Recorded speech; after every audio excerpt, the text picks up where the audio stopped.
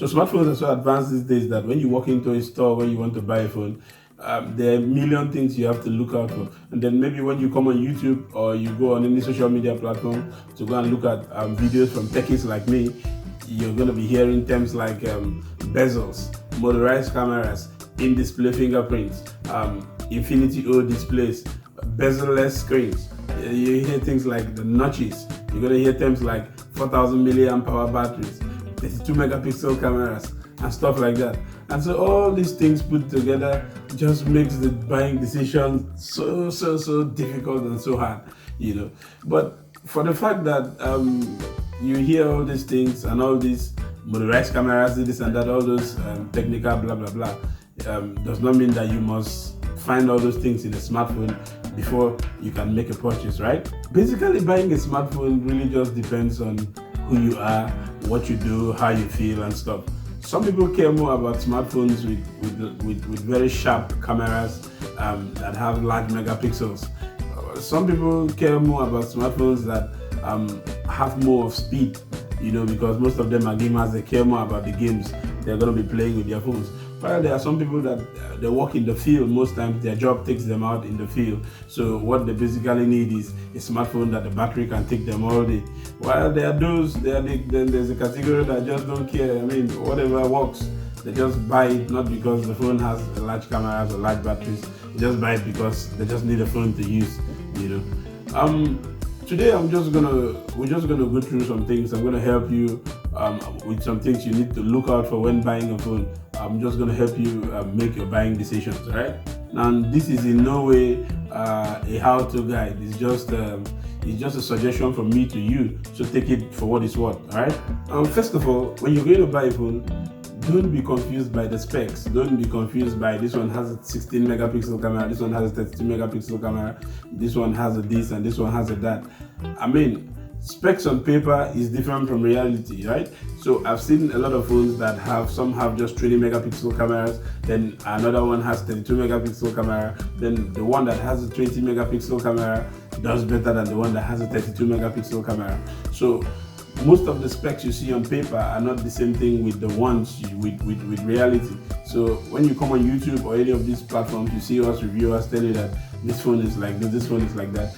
It's just a suggestion, it's just our opinion of the device that we're telling you. So in order, before you buy, you need to go out there and maybe go to a store that you can actually test these phones out and see for yourself the reality before you make the buying decision. Don't be carried away by high specs, 6 gigs of RAM, 10 gigs of RAM. I mean, all that RAMage, all that internal memory, 256 gigabytes, 1 terabyte. Some of you don't even max half of it out. So always don't be carried away by the specs on paper. Specs on paper is always different from reality, all right? Also, try not to pay too much for a device because it's the latest device or this and that. You see, I've said this thing in the past before in my previous videos. A new smartphone is usually made up of 70 to 80% of what the old smartphone is made up of. So take for instance the Galaxy S10 that just got released. Now the Galaxy S10 is somewhat 70 to 80% of the Galaxy S9, you know. So if you buy a Galaxy S9 at this point we are now in 2019, and then somebody that buys an S10 there might be really not that much you'll be missing from the S10. Like, I mean, what if you upgrade your S9 to the latest Android OS? You're gonna get almost the same features like the man that uses the S10, you know. So it's really a matter of choice. If your money cannot really go that high, don't bother. Buy something that is a little bit later than what you get. Okay, like say for instance, if you check Zach from Jerry Rig Everything, he uses his smartphone for 2 years before he changes them. Even all the time that he was reviewing all the big phones and all the latest flagship, what he was still using was his Galaxy S8. So don't buy a smartphone because it's the latest one. New phones are usually made up of 70 to 80% of the old ones. Alright?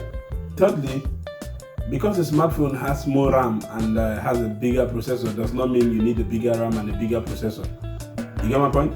Like, take for instance, in 2018, most of the flagship phones that came out in 2018 came out with the Snapdragon 845. Now, In 2019, most of the smartphones that are being released are coming with a Snapdragon 855 processor.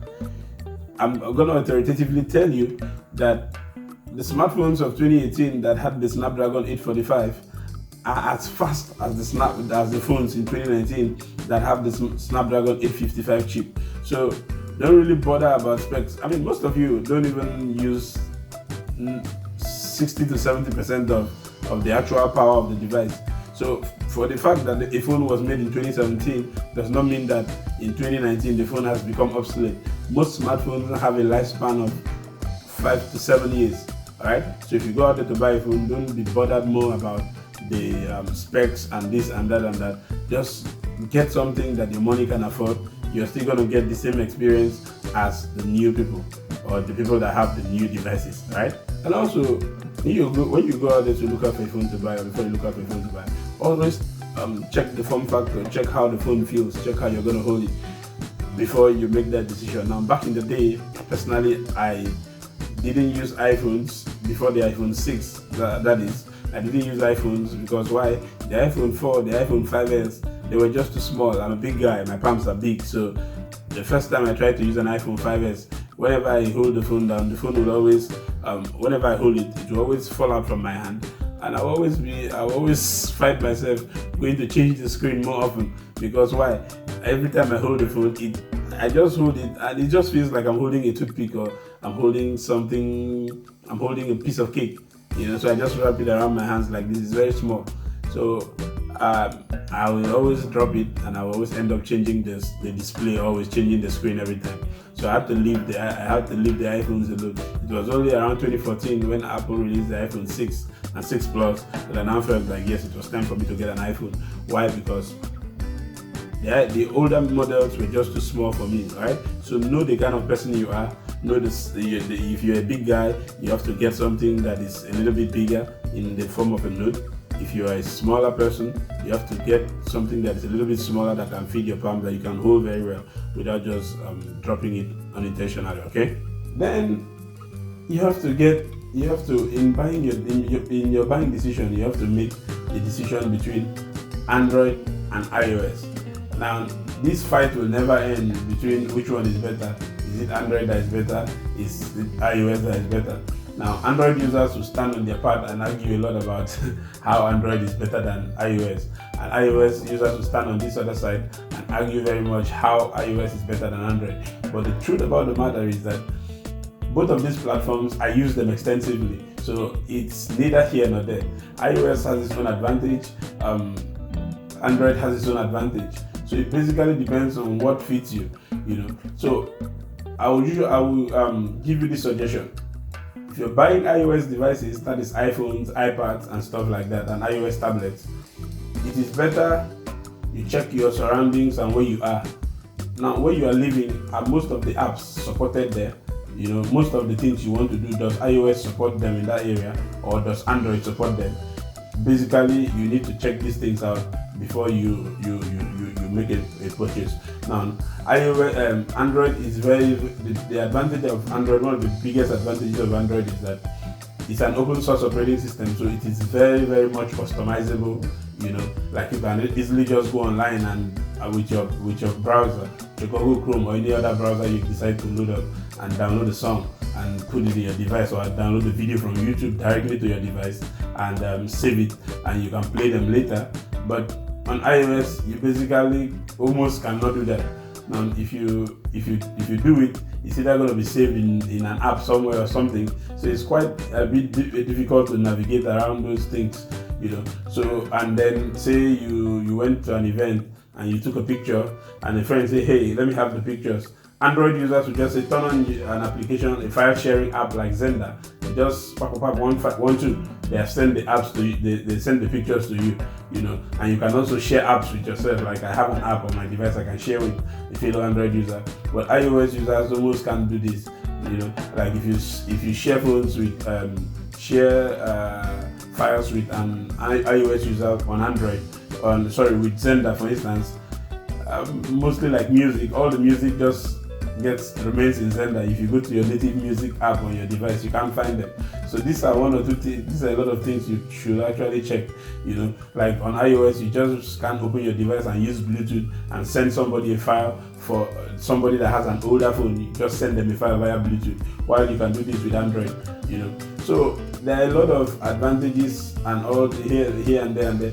Meanwhile, on iOS, there are a lot of things like those of us that do music and play music on stage, we prefer iOS devices because the latency is lower, and a lot of things. So precisely iOS over Android over iOS basically depends on your decision.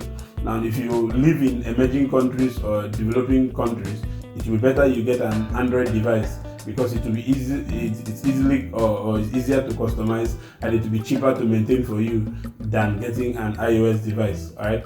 But if you live in advanced nations, Americas, China, all those places, you can actually get an iOS device. It might be a better idea. For the fact that I mentioned all of these things that you need to look out for them before you buy a phone, doesn't mean that you must get a smartphone that meets all these specifications I just mentioned before you buy. No, that's not what I mean. You might get a smartphone that is that has this and has that, but might not have everything. All right, so you can actually make your purchase. But what I'm saying is that these are individual things that you should actually look out for, depending on who you are. Okay, I'm not saying you must get a smartphone that has all these features before you must make a purchase.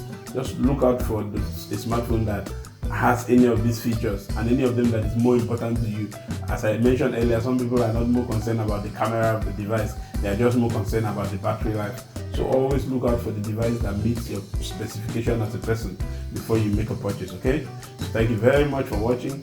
My name is Kingsley. Don't forget to follow me on Twitter, Instagram, and Facebook at tech_overwatch. All right, that's at tech_overwatch. Those are my social media handle, and I'll see you again in the next one.